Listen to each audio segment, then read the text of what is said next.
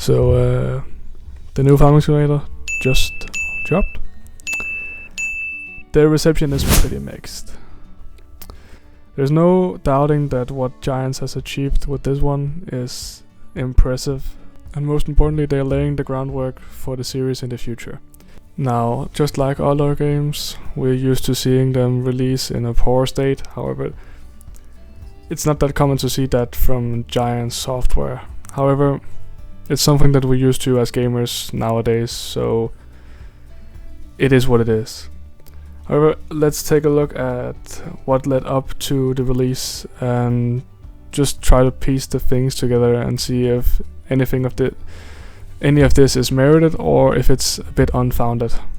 So yeah. Hello my friends and welcome back to this video.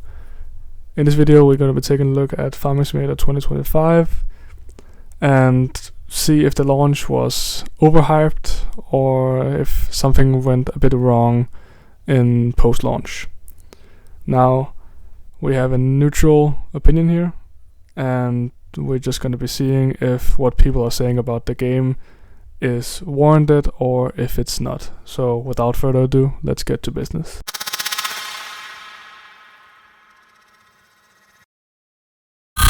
Now, back in June, Giants wanted to show the world what the future of Farming Simulator would look like.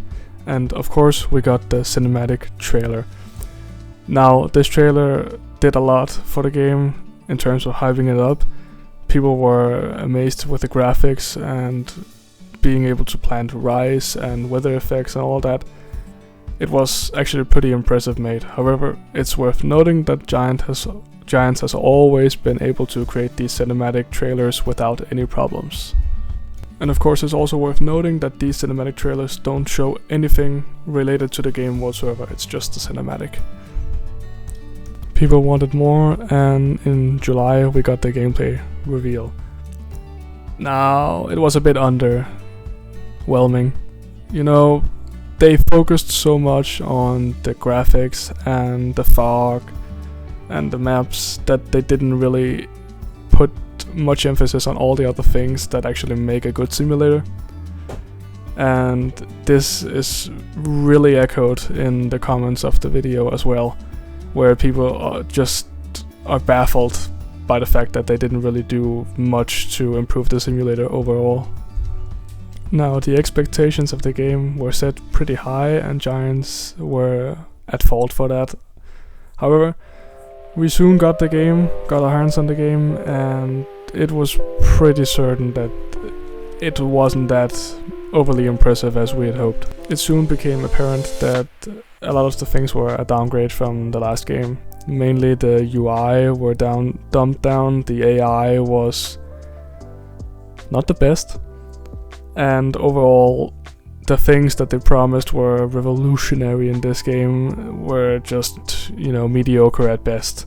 Even modders from the other games had more to work with than Giants showed off themselves here. Now, it's also worth noting that a lot of the DLC content from Farming Simulator 22 has been made into base game content in the new one. It's understandable that some people were a bit annoyed with that particular fact. Spending upwards of €80 plus more to get all the DLC from the other game, only to realize that it was base game content in the new one. Being the 15th entry in the series, people expected a bit more from Giants when it came to the future of the game. But hey, surely the gameplay would be amazing in this new game, right? Yeah, no. See, Giants spent a lot of time working on the graphics engine and not so much time on improving the optimization of the game, which entails that even if you have the best of the best computer with the best of the best specs, it can't even keep a steady hold on the game due to the fact that the game is poorly optimized. So just a few things that people have reported is white and black screen flickering, textures flickering, physics dying, and a lot of stuttering even on the best of the best PCs. Now, what about some of the things that made Farming Simulator 22 great? Precision farming? Gone. Just gone. They didn't even include it. And seasons and all that has been very poorly implemented into the game once again. However, I have faith in the company to make this a great game, as it should be. So remember, the game will become better, however the first impression is usually the one that makes or breaks a game's reputation. And with all these things being reported, it's not that great. Personally, I would recommend waiting a bit until they fixed all these issues and then considering buying the game when all the glitches and the bugs are fixed. As always, this has been your host Lightning, and you know, my opinion is not relevant whatsoever in this case. However, I wanted to voice the opinion of a lot of the people in the community and a lot of long-time fans in the community that this is a bit of a subpar hit and miss game. As always, if you enjoy these videos, please make sure to subscribe and hit the like button, and comment down below if you have held off on the game or if you are buying this game and what your experiences with it are. As always, see you next time, my friends.